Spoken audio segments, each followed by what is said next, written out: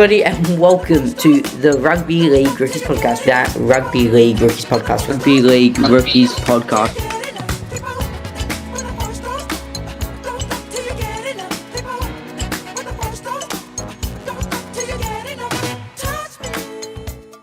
Hello, everybody, and welcome to the best podcast on the planet. I'm here with TJC Sports, the biggest Parra fan. Maybe I am, but we can decide on that later. Bring it on, mate. I'd love. We could have a competition if you'd like.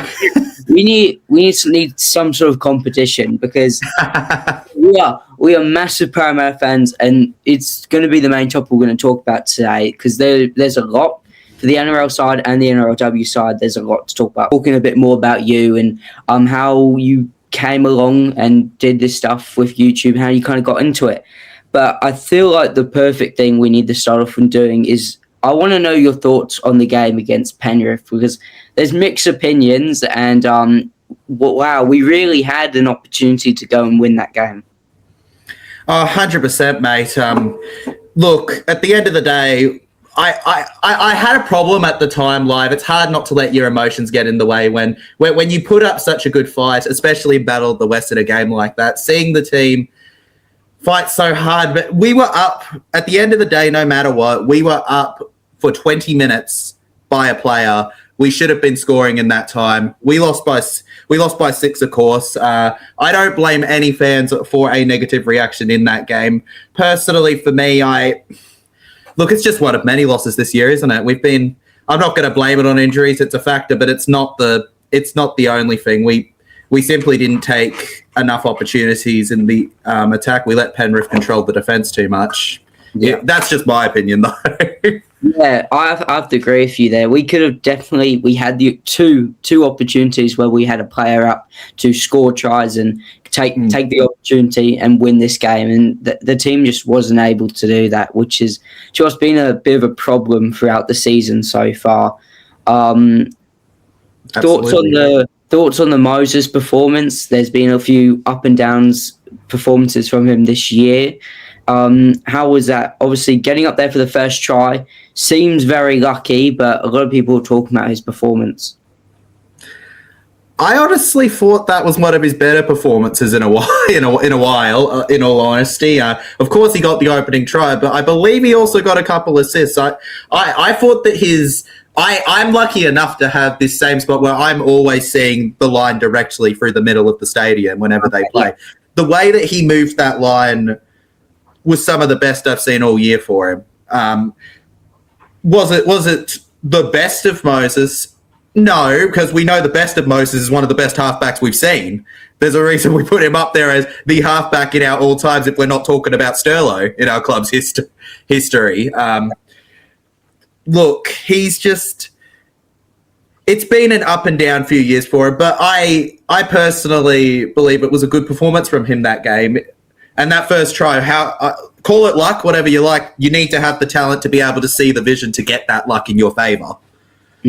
Yeah, I agree. Penrith are, as most people know, a very good side in the air, trying to get that ball. Most of the time they are winning that. It's shown in both their attack and their defence. So while it was definitely a little bit of luck, it was still very impressive for him to get there and a really, really fast start. Exactly. Their defence is so enclosed. They're so tight-knit. To get past them, even with a bit of luck, it takes a lot of effort.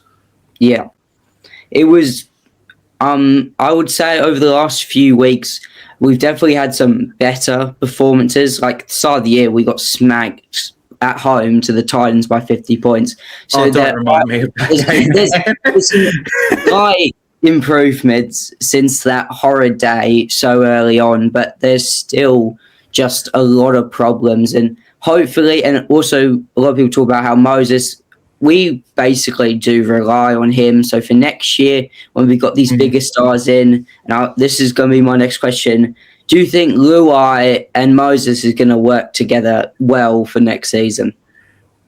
I was waiting for someone to say that. I was waiting for somebody to ask me this question in a video at some point. Yeah, I personally do think it's gonna work. I understand the comparisons to the Jonah Pezzett deal. Of course, that it's similar with that 1 year thing, but I think the big difference here is that whatever you think of the signing of Pez, by the way, I'm not knocking Jonah here when I say this. Okay, we can't take it. We don't need to take it that way. Luai is a 4-time proven premiership winner that has proven that he can work with Mitchell if you watch Origin for the New South Wales Blues. In fact, you could argue that he's looked better with Mitchell than Cleary's looked with Mitchell at times outside of Game 3 this year. As a Moran, I'm not going to talk about that, Game 3. You guys can enjoy that. But for me personally, he brings a winning mentality, experience, and I look at what he did at the Tigers. He's proven he can go to a club that is struggling and bring up their mentality. I think that we've got a lot of young players that could really use a Luai right now, and even if it's for a year, I think it'll benefit the club massively. Yeah, 100% I agree. Obviously, as you said, there's always these interesting lot of talks about these one-year contract deals. As you mentioned, Jonah Pezzett has unfortunately been quite the fail. What's your kind of standpoint on Jonah Pezzett as a player? Like, we know the talent he has. It's just a shame he hasn't 100%. Really been able to show that at Parramatta this year. Look, I think he's been a bit unlucky at times. He's had those those little injuries. He's had some high pressure moments. To be honest, I don't think he could have had a higher pressure first couple of games. I mean, our first 2 rounds were against Storm and the Broncos. We literally played the 2 grand finalists in our opening rounds. I think that the team was still trying to gel a little bit heading into the year, and then it just didn't feel like from kickoff that this year was meant to be honest. I remember like 30 seconds in, we had Hopgood in the bin. I think that Pezzett's are what could have been in that year. I think he's going to be a lot better at the Broncos. I think he showed that Broncos may have gotten a great player. He just hasn't been able to quite do it here. I think he's great as a backup, though, at the moment. It'll just be one of those things where he goes in and out, for someone else. Yeah, because originally when he was taken out of the squad, it was due to injury, and then everyone was like, okay, when he comes back, he'll be back in that squad, but was just never picked to be back in the squad, and has just been basically playing New South Wales Cup for Parramatta. In his defence, Volkman's been incredible in the 6th spot. Yeah. So, I think that plays a factor too. It's not just on Jonah's performances; it's also on Ronald's performances too for us. Yeah, Volkman's been great. He's had some really, really good moments, and for a young player to just get an opportunity in the squad when we needed players to really shine and play really well, he definitely had his moments where he was able to do that. But with this Luai stuff coming in, it looking like he's going to be another talent that is going to leave Parramatta at the end of the year. Thoughts on that? Do you think Parramatta should still try and keep him as a backup option while there is still Papali'i there as well? Well, this is an opinion that's going to heavily differ between fan to fan, and I love, honestly, that's something I love about the fan base and NRL in general, all the different thoughts and opinions. I personally believe that it's a painful move. I really like Volkman. He's special. Yep. I find him really special, but ultimately he's just not. I don't feel like we are currently developing Lorenzo at the moment in the Cup. We've also got Fletcher coming through. He's a really good half as well. I think that, unfortunately, we can't give him the long-term promises ultimately, and especially you could argue that it's come at the cost of him Luai next year, and only time will tell. If Luai fails next year, it was unfortunately probably a poor loss for us. But if I'm looking at it from the perspective of Luai's going to succeed next year, and then we're going to bring in Lorenzo, who's going to play for the next 10 years, I actually respect the move from the club in a way. I'm not somebody going, get Volkman out with a sign, but I understand it. Yeah. The club. In a way, what's your opinion, Ollie? Well, I believe that while he has the talent, it's really hard to build a player to be such a good player when you're already trying to build so many other players before that. Like, you've got Volkman who's starting, and they are trying to build him to become better. But then, as you mentioned, he's got all these guys in the cups and all these guys sitting on just the bench and watching on, who they're also trying to improve. There's just so many good options for the future in that spot. So it's just kind of a 50-50 take on who they really want to go with and focus on to become, hopefully, that player who will replace Luai when Luai leaves and then becomes even better. 100%, Ollie, 100%. Okay. Also, I wanted to mention this because it actually really bugged me when I found out about this, is when we got rid of Appa Twaddle actually halfway through the season. That one disappointed me. I was there for the debut, the moment with the tries, literally sitting there watching him get that moment. It was such a brilliant moment, and he really does have talent. And then he got that little injury, and then he just never... He occasionally would be put in the squad, and then now has been shipped off to Perth for next year. So what's your thoughts on him as a player in general? A great young talent. I think he's going to be a brilliant signing for the Bears. Like, people say, oh, they haven't signed the same stars on the level of the PNG expansion coming through. The Bears, to me, UA, I think a couple of those young kids that they haven't quite rated a lot from Parra are going to surprise how they perform for the Bears next year. And that includes Appa in that. He's always been a young talent for this club. He's a player that I've heard about for years coming through the systems, and I was just as hurt as you, Ollie. Don't you worry when I heard that he was going. But he's going on to bigger things with the Bears. Unfortunately, we decided we didn't need his position. Of course, from my understanding, he's more of a fullback and more of a fullback, which we don't really need, and we're not going to... I could have made the argument to play him in the centres or give him potentially a chase at that 5'8", but that's just my opinion. And that it could be anything. He's just such a versatile player, and he'll provide a lot for the Bears, both in attack and defence. Mostly attack, though. Yeah. Relating to the Bears, I did kind of want to talk about the winger and centre situation. Obviously, Sean Russell is another man leaving. He has some really good qualities when he's at his full fitness and playing for Parramatta, both on the wing and in the centres where he's played a few times this year. That, I hope you agree, was probably another pretty disappointing player to go on and leave to Perth.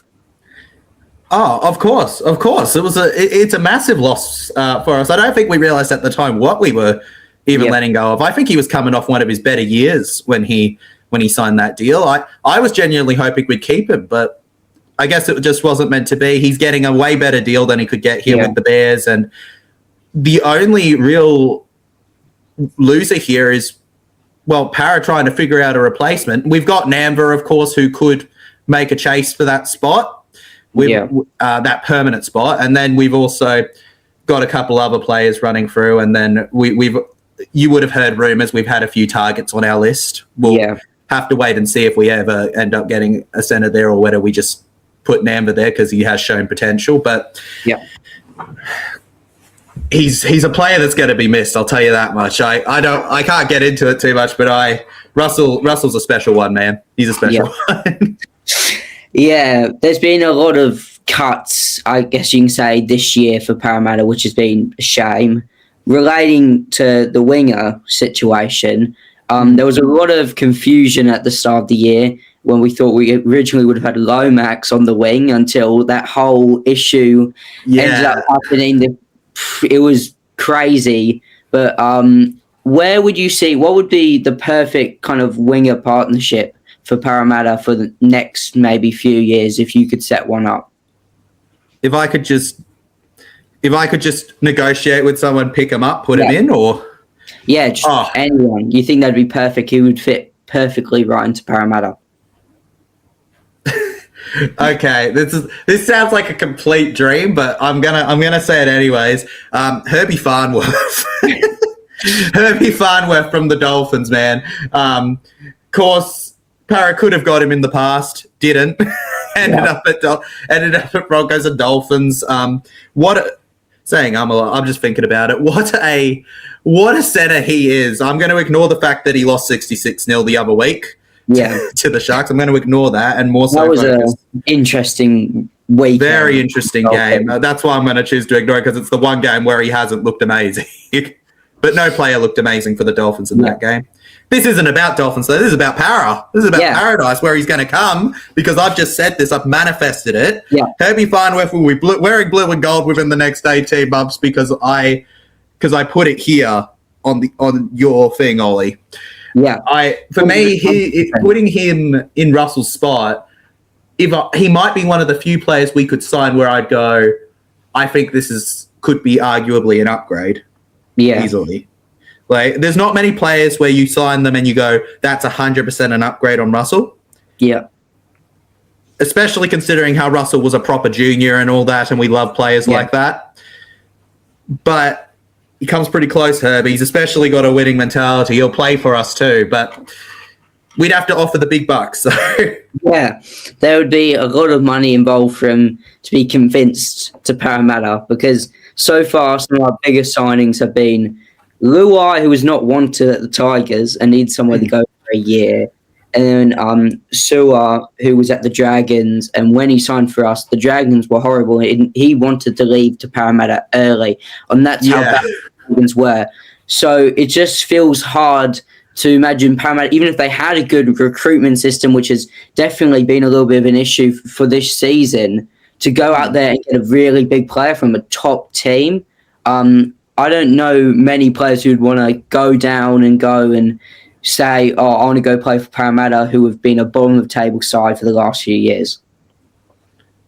Yeah, I don't really know many that would say that to either. You have to be quiet. You'd have to be either a player that's coming for money, a fan growing up, or be really ambitious about breaking that drought. Yeah. Okay, so we'll take a little break from Parramatta, because I did want to ask you a few questions about your whole channel and everything, because I want to know, why did you decide making rugby league content? What was the start that convinced you to start doing that? Oh, that's a good question, Ollie. Great stuff. Where did it begin? Well, growing up, I always was a big fan of content creation. I was always in my free time, I was always on YouTube wondering how people made these magic little mini movie things and stuff. I remember I had a ton of, growing up, little channels that are long since deleted that were with nowhere near as similar names as TJC Sports. Yeah. Where I'd just talk about, where I'd just be playing games and things, and they were really poor quality, but I guess it was kind of the beginning of my journey into understanding content creation. I've learned a lot over the years. I think where it properly started was around 2022 when I moved to Sydney from Melbourne. I grew up in Melbourne. Okay. So I didn't get to go to too many games before 2022 when it came to home games because of the distance between the two places. So I was always on the TV watching the games. I always had this love for Parra. I never thought necessarily that it would become creation about specifically the NRL and Parra, but when I created a channel called The Stranger Gamer, where I was originally playing games.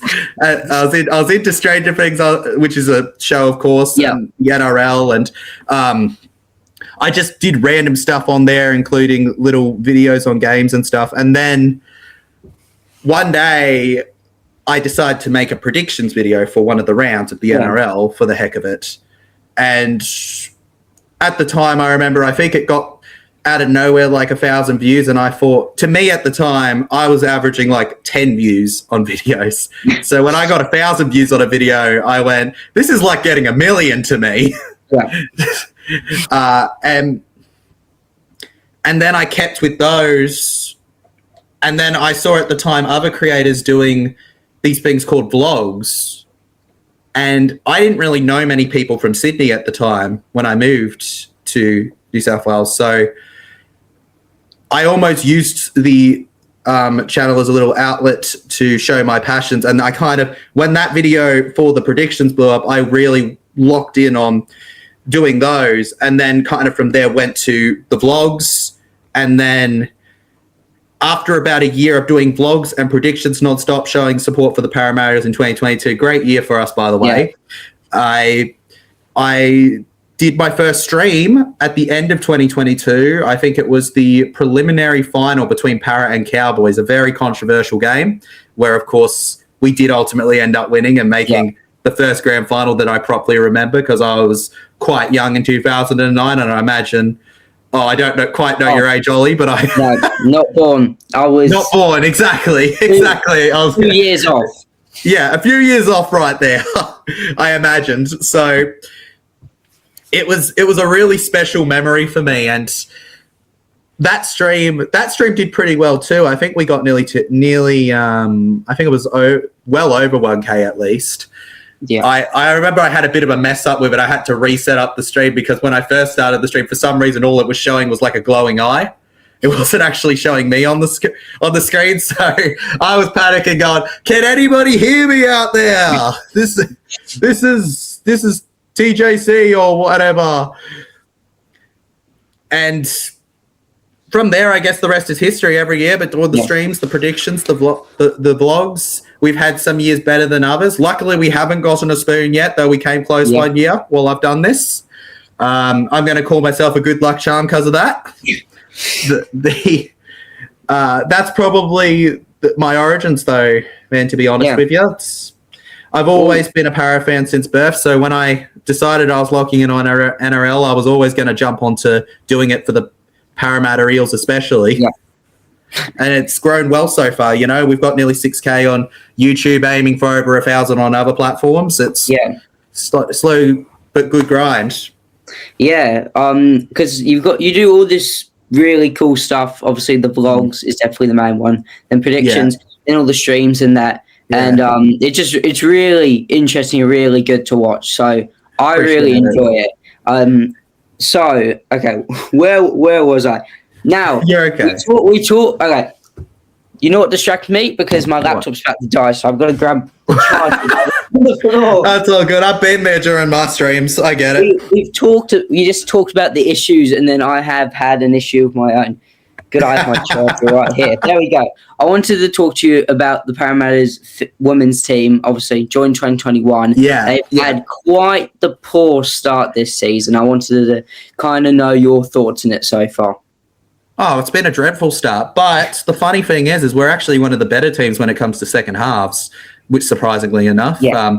I remember I was streaming the Titans game, which was another smashing on us. Yeah. And they were talking about the fact that, look, we let it off towards the end after they said it, but we would be in the final spots if you focused on our second halves. The problem is that the girls are starting right now. The way they're starting isn't, and I say this with full confidence that they've got the talent to turn it around. They have simply started like they're playing park footy and then gone professional in the second half a lot of games this year, unfortunately. Versus the Tigers, the Dragons, the Titans, and we're playing the Warriors this round, I believe. Yes, it should be the Warriors tomorrow. Yeah, the New Zealand Warriors. That's going to be a tough go for us. If we win that, that's probably our upset of the year so far. The Warriors girls looking incredible at the moment. It's not a lack of talent. It's just our inability for me to win the physicality of the opening minutes of a game. That first half particularly, I feel like that's when everyone's at their top, and it's kind of like we keep going, but we seem to let it go too long for us to have any chance, no matter how well we play in the second half, unfortunately. Like we've got good players, like it's a talented squad. It's just unfortunate that we're not able to have a great start to these games, and it's kind of costing us at the moment. But this is the big question for Parramatta in general. We talk about it every single year. When will it be Parramatta's year? I want to hear it from you. When will it be the time? I'm going to say the line. I think I'm going to say the line. Next year's our year. Woo! Woo! Wait, here we go. Yeah, woo! Woohoo! That's never going to get old. We say it every single year. Never, every year. Next year's our year, man. Yeah. And one day it's going to be true, and I'm going to be coming off like a psychic.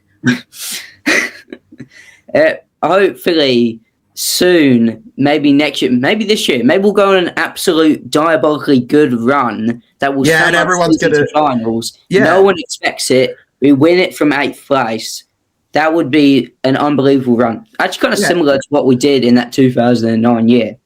Yeah. We're gonna do incredible, and everyone else above us is just going to completely fall off and lose that final spot. Top 8 for Parramatta in 2026. It's coming. I can feel it. Oh, well, while it looks like we're not going to make the 8 this year, I'm very happily hate watching the Storm, the Bulldogs, and the Tigers. I hope you agree with me that watching these guys lose is probably the most enjoyable thing of the weekend at the moment. Absolutely. Absolutely. That entire, all 3 of those teams, there's nothing better as a Parra fan than seeing them lose. Especially, that's just how it comes with the rivalry, right? With how much hatred is there, how much bitterness, how much, I guess, I enjoy seeing teams I like seeing the Dogs get put back in the kennel. I like seeing the Claws get shut out into the paws of the Tigers. Yeah. The only thing I didn't enjoy was Dogs-Tigers because, well, yes, it was good to watch Tigers lose. Wasn't so nice to see the Dogs win by a lot. Yeah, I think most of us agree we hate the Dogs more Absolutely. Well, Dogs would be up there with me. Dogs is a bigger rival for me, but I think Dogs and Storm are very close to me and how much I care about beating those 2 teams in particular. Yeah. But more locally it would be Canterbury, but more historically and because of all the stuff that happened in 2009 and other years including. Oh yeah, well, but both have their historical relevancy, 100%. Definitely, Ollie. So we hate both of them, including the Tigers. We hate a lot of teams. Currently losing to the Raiders at the moment. I haven't seen the scores yet. That's great. I love that. Maybe I need a new wallpaper. Maybe I'll pick that. And we beat the Raiders, so at least we've got something over them at the moment. And honestly, should have probably been the Tigers at the start of the year as well on that Easter Monday because the Tigers who were at their peakest form of the year where they looked like they were going to easily make top 4, we nearly had them there. And there was a few interesting calls and a few interesting decisions, but we nearly had them there. And I think from that moment, I kind of knew that this Tigers thing definitely wasn't very real. Yeah. Look, the fall-off of the Tigers needs to be studied this year. How rated they were at the start and how well they were playing. I don't think there was a team coming out firing like them that I rated so highly to make finals as much as them. I genuinely thought they were 10 times the team of some of the teams that are doing well right now. I feel bad that at the start of the year, I didn't even give the Warriors a look in for top 4 and look at what they're doing right now. Yeah. The Tigers I thought were going to finish 4th or 3rd. I don't even think they're going to make 8 if they keep going at the rate they're going. I believe they're 14th. So we are now sneaking up on the Tigers to go past them after they were way ahead at the start of the year. And there were actually quite a few teams who were like that. But it's kind of slowed down and everything's reverted back to normal where we're in a world where Penrith sit, unfortunately, at the top of the ladder once again. How are the 2 grand finalists from last year not playing finals most likely? This year's after their loss last night most likely won't be playing finals, and I'm going to say the same for the Broncos if the Cowboys beat them tonight as well. They're playing for their season tonight most definitely, but I'm assuming by the time this comes out that people will know whether their season's over, right? This will definitely come out in the next few days, so you guys when you see this we'll know if the Broncos season is over. We already know that the Storm season is basically over after the loss last night to Souths, who've been on really good form. So good job to the Souths. They've definitely had a much better year than what they ended off last year. But this is a big question. Yeah. What do you personally think is Parramatta's biggest problem at the moment? If there was one problem that stands out to you as the biggest one that Parramatta have, what would that be?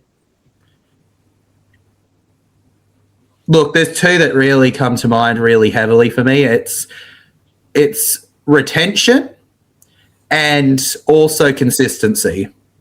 Retention and consistency for me are our two biggest problems as a club, because it's been happening for over a decade now. We can beat the top teams and then we lose to the team in the bottom three. And then when it comes to retention, the amount of players I could tell you that have been or are stars at the moment that have come from the system at some point is infuriating. Like, I don't know how to describe to you how mad I was when Daniel Tupou scored that hat trick the other round. Yeah. When he was one of ours at one point, mate. He could have been wearing that blue and gold. Instead, he's wearing blue and red, which blue and red. No. He's under Hainsey's spell. Yeah. Oh, there's a real problem. He's been taking some of my favourite juniors at times. Yeah, the Roosters' hatred. I think the whole league has that Roosters' hatred. Unfortunately, they've got great curators behind them, but the sombrero works. It works. Like, what can I tell you? We need a sombrero. We need like a Parramatta equivalent. We need like just a really big hat. Really. A really, really big hat. How about like a really big bucket hat or something? I like bucket hats. So another issue off the field has been the recruitment plan. Since under Jason Riles, that whole recruitment plan has definitely been a problem. And I know we touched on it a bit earlier, but with the two signings come from next year, as I said, from lower teams or teams who did not want their players. So there's obviously recruitment plan problems that Parramatta have at the moment. Unfortunately, there is, of course, players that go and stuff, but it's hard. I know it's hard because it's been 40 years for some fans to hear, but in my opinion, from what I've seen, what I've heard, I don't think it's as bad as it's been in the past at the moment. Is it great?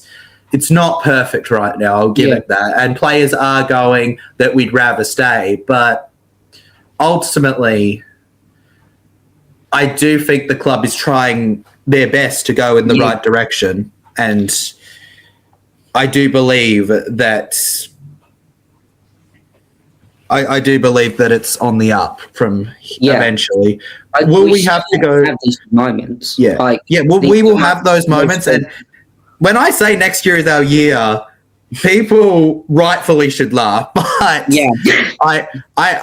I genuinely believe that one of these years next year will be our year, and that blind optimism is what gets me through sometimes. With how there are some dreadful scorelines for some of the games I've logged.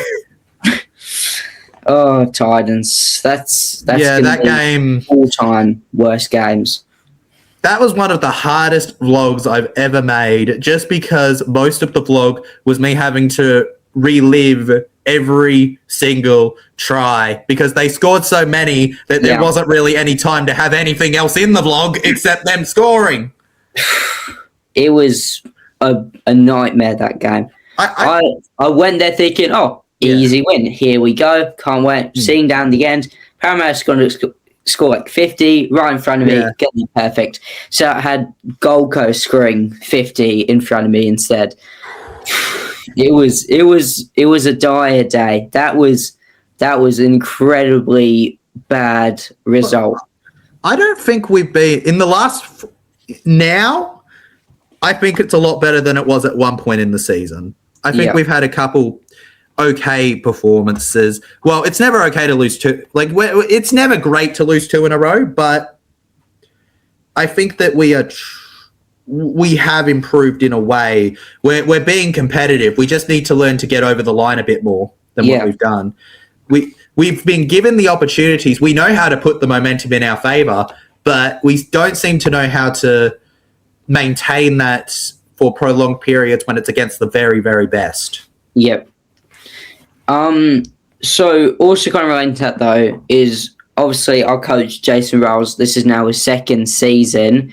There's a lot of going around the media saying about should the blame start going on Riles. I want to know your thoughts on that. Do you think the blame should start going on Jason Riles? No. No. That's your word for me. No.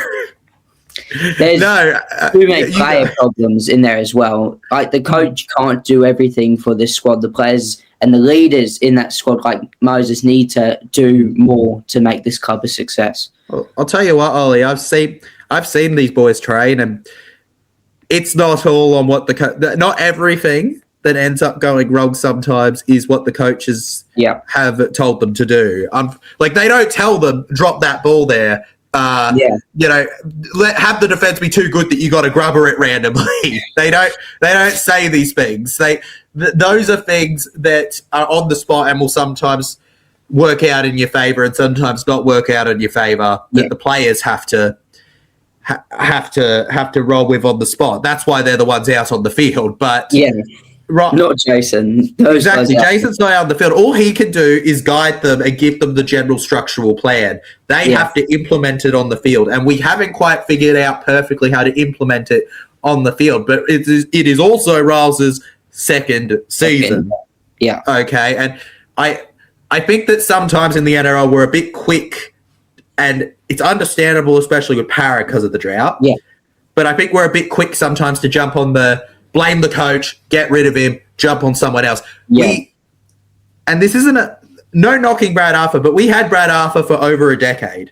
We had Brad for over a decade. We made a grand final, but we ultimately didn't get over the line. If he got there, Riles deserves to live out this contract for now, based on what I've seen, at least. If we were still on the Brad Arthur, who would have known? Maybe we could have been in another grand final, but we could have just once again lost. We could have been, but grand final.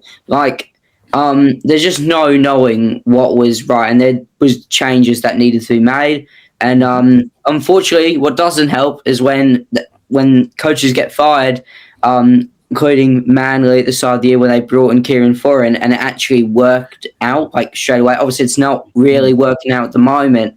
But he's had a bit of a slow, rough first few seasons, but I'm confident with the recruitment and the players that come in and the players playing, Luai, Moses, those guys can really lead this team, and I'm sure these years to come will be much more successful for Jason Riles.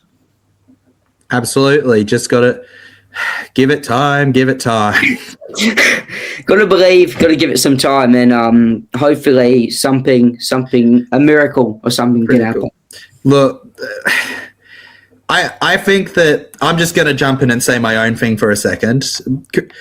I think fans are well within their right to be critical, 100%. I just also believe that we have to remember that this isn't a squad that hasn't won for 40 years. We've lost a lot in 40 years.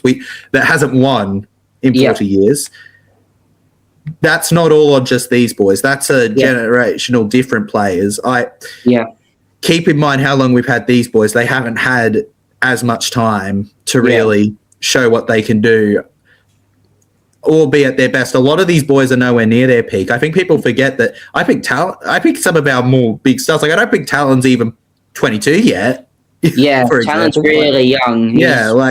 They're super young, and Lorenzo's quite young too. That's going to come in and probably come in. You never know what's going to happen. Anything could. And more. We've got some great players even as backups.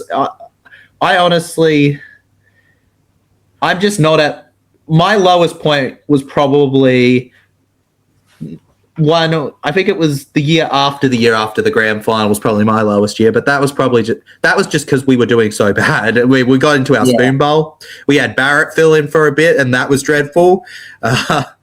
We just didn't. For me, that was the time where I was truly sad. Here, I'm disappointed with the results, but ultimately, I just say that as fans, we need to be together in this and support. We need to be supporters. We got to put the support in supporters, essentially, for the Eels. Win, lose, or draw. Be critical of the loss. Know why it lost, but also be fair. Let's not be going against each other. 100%. I'm with you all the way, Ollie. There's so many good paramedic creators. We all got to work together and really show the support that the squad definitely does need to week in and week out when they're at Combank to go and perform. Because 100%. there's some really good support. On some days there's really good turnouts. Some days there's not so many people there, but there's so many times this season where there's been great turnouts at different types of games, different moments. So it's looking on the up for Parramatta. Definitely. Okay, this one we're gonna focus off the team for a second, and I wanted to kind of talk about maybe something more funner. Parramatta have released their Indigenous jersey for this year. Yes. I want to know your thoughts on it because I think it is absolutely stunning. I pre-ordered it already. I agree with you. It's absolutely incredible. That jersey, it's just symbolism, style, look. Yeah. That's something that I'll wear around, not at just at a sports game. It looks so good. I'm the type of fan where I'm always going to be a fan of a Parra jersey when it comes out, but that jersey has to be one of the best jerseys in a while. But they always slap with the Indigenous jerseys, our club, and it's because of that close heritage that our club has with Indigenous culture. I think what was good, though, is it's last year's, there was a lot of good symbolism in the jersey and there were some really nice pans on it. But one of my only problems with it was just the colour of it. Obviously, we love the blue and we love the gold. But when you get the opportunity to do something different, do something different. Yeah, do something different. And they did something super different with it. Black, and they still included that gold and the blue. It's really, really nice. They've had some really good kits this year. Home kit is basically the heritage kit from last year, which is really nice. We've got the away kit, same one as last year. The yellow definitely works. It's really nice to see. And my personal favourite from this year is the multicultural kit. We wear that the other night. We also wear it when we played the Raiders. That one is my favourite kit. I just love the look of the dark blue. You can see the little designs as well. And the badge is gold as well. What's your thoughts on that one? Because that's another really good jersey they've came out with this year. Oh, well, the jerseys this year have been pretty dang good, to be honest with you, from the Parramatta Eels. I feel like if you won the premiership based on making jerseys, we could be in the grand final, arguably. Unfortunately, they don't base it on the jerseys. Yeah. I wish they did, though. If they want to approach me about the idea of that rule change, I'm all for it, NRL. I think that it's what's best for the game and Parramatta. Well, yeah, the Macron who makes the kits, they've made some really, really nice stuff this year. And I'm really excited to see what they do next year because obviously you'll see more new kits and then a new and away kit as well. There's a few. I'm going to lose room in my closet soon. With all the I've got plenty of room. More stuff can go in.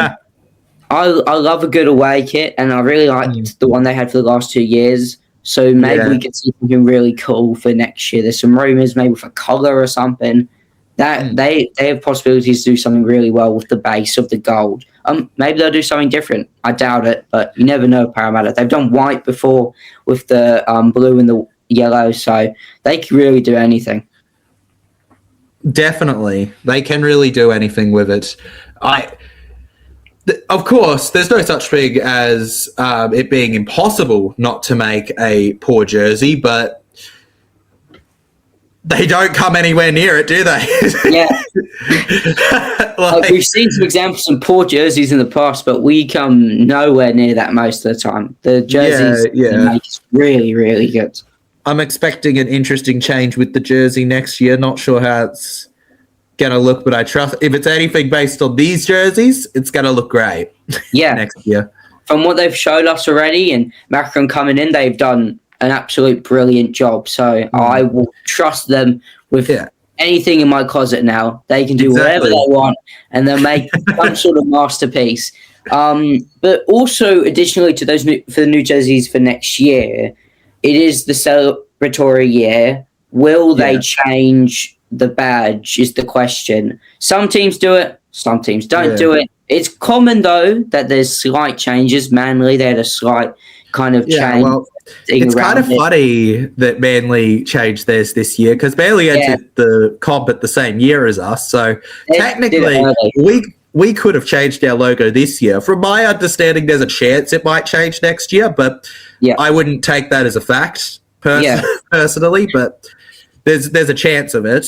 I would personally welcome it. It would be a cool little addition, and then it would add it a bit different because every year, 1 or 2 years have to have a similar jersey. So the difference between one jersey and the next one can just be the badge. One can be resembling the special thing, and one can be just a normal badge, you know? Yeah. So exactly. I think they're looking at an easy way to sell jerseys there, the club. Yeah. 100%. So even when we lose, we're going to look stylish while doing it. Exactly. Also, Macron Paramount, they'll be thinking, well, we changed we make the badge slightly different for next year. Sales prices on the jerseys are going to be so much higher. Because I know if they have a specialised badge for the 80 years next year, I'm definitely buying me another home kit because I want that new badge on there. Awesome, Ollie. I would do the same if I were anyone watching. Everyone, if you're not a Parramatta fan, or you are, just buy all the Parramatta jerseys from this year. I don't care if you support the Roosters or the Tigers. You can just wear it around. It's the new thing. Right. Everyone loves them. I should do that. Next time I go to a charity match or something, I should buy a load of Parra jerseys, start handing them out to the creators, see what they do. Winston, Hainsey, Fanatic. We'll give all of them a Parramatta jersey, and let's see what they do. Yeah, absolutely. I'll buy some extra special ones for them. Oh, well, it's been really, really great talking to you. This was a whole lot of fun. Hopefully you enjoyed this as well. And it's been great, Ollie. Hopefully, Parramatta will go on to do some good things for the rest of the year. Hopefully. Maybe we can put just in the women's team. They'll win tomorrow, then they'll bounce back, win every other game, and win their first ever women's premiership. So then we got something to look forward to. Well, anything 100%. You want to say to end this off? Thanks for having me on, Ollie. It's been a great experience. I welcome any messages anytime from you. Hopefully, Parra improve. Hope to see you at a game in the future. Yes. Go Parra. Make sure. Is this going to be on YouTube or? Yep, YouTube. Yeah. Make sure you hit that like button. Subscribe to the channel, legends. Yeah. Peace out. Let's go Parra.